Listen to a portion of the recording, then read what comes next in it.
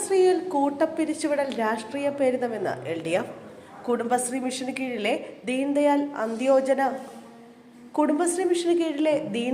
Antyodaya Yojana national urban livelihoods mission പദ്ധതിയിലെ 118 സ്ത്രീകൾ ഉൾപ്പെടെ 134 കരാർ ജീവനക്കാരെ കൂട്ടത്തോടെ പിരിച്ചുവിട്ടു. ജൂൺ 30 കാലാവധി അവസാനിച്ച ഇവരുടെ കരാർ പുതുക്കി നൽകേണ്ടതില്ലെന്ന് സർക്കാർ തീരുമാനിച്ചതോടെയാണ് ജീവനക്കാർക്ക് ഒറ്റയടിക്ക് ജോലി നഷ്ടമായത്. സംസ്ഥാനത്ത് UDF സർക്കാർ അധികാരത്തിൽ വന്നതിന് ശേഷം നടക്കുന്ന ഏറ്റവും വലിയ ആദ്യ കൂട്ടപ്പിരിച്ചുവിടലാണിത്. ഇതോടെ വൻ വിവാദങ്ങൾക്കാണ് വഴി തുറന്നിരിക്കുന്നത്. സർക്കാരിന്റെ ഈ നീക്കം പൂർണ്ണമായും രാഷ്ട്രീയ പ്രേരിതമാണെന്ന് പ്രതിപക്ഷമായ LDF ആരോപിച്ചു.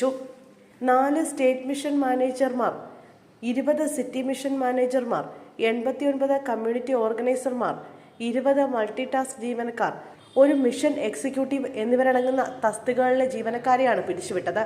കുടുംബശ്രീ എക്സിക്യൂട്ടീവ് ഡയറക്ടർ പുറപ്പെടുവിച്ച ഔദ്യോഗിക ഉത്തരവിനെ തുടർന്ന് കഴിഞ്ഞ ചൊവ്വാഴ്ച ഇവരെ ചുമതലകളിൽ നിന്ന് ഒഴിവാക്കിയിരുന്നു.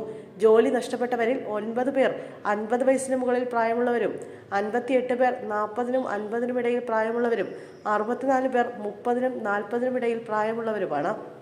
മാർച്ച് 31 അവസാനിച്ച ഇവരുടെ കരാർ നേരത്തെ ജൂൺ 30 വരെ നീട്ടി നൽകിയിരുന്നെങ്കിലും ഇത്തവണ പുതുക്കാൻ സർക്കാർ തയ്യാറായില്ല. എന്നാൽ മറ്റു ചില ജീവനക്കാരുടെ കരാർ സെപ്റ്റംബർ 30 വരെ നീട്ടി നൽകിയിട്ടുമുണ്ട്. ഈ പ്രായത്തിൽ മറ്റൊരു ജോലി കണ്ടെത്തുക എന്നത് തങ്ങൾക്ക് അസാധ്യമാണെന്നും പിരിച്ചുവിടപ്പെട്ടവരിൽ 50ഓളം പേർ തങ്ങളുടെ കുടുംബത്തിലെ ഏക വരുമാന സ്രോതസ്സുകളായിരുന്നുവെന്നും ജീവനക്കാർ ആശങ്ക പങ്കുവയ്ക്കുന്നു. എന്നാൽ നിലവിലുള്ള ജീവനക്കാരുടെ കരാർ പുതുക്കാത്തതിന് പിന്നിൽ കൃത്യമായ രാഷ്ട്രീയ അജണ്ടയുണ്ടെന്ന് LDF ആരോപിച്ചു. നിലവിലെ ജീവനക്കാരെ ഒഴിവാക്കി ഭരണകക്ഷിയായ UDFന്റെ അനുഭാവികളെയും സ്വന്തക്കാരെയും ഈ തസ്തികകളിൽ തിരികെ കയറ്റാനാണ് ഈ കൂട്ടപ്പിരിച്ചുവിടലെന്ന് പ്രതിപക്ഷം കുറ്റപ്പെടുത്തുന്നു. മറ്റ് സർക്കാർ വകുപ്പുകളിലെ കരാർ ജീവനക്കാർക്ക് നേരെയും വരും ദിവസങ്ങളിൽ സമാനമായ പിരിച്ചുവിടൽ നടപടികൾ ഉണ്ടാകുമെന്ന ആശങ്കയും ഇടതുമുന്നണി പങ്കുവച്ചു.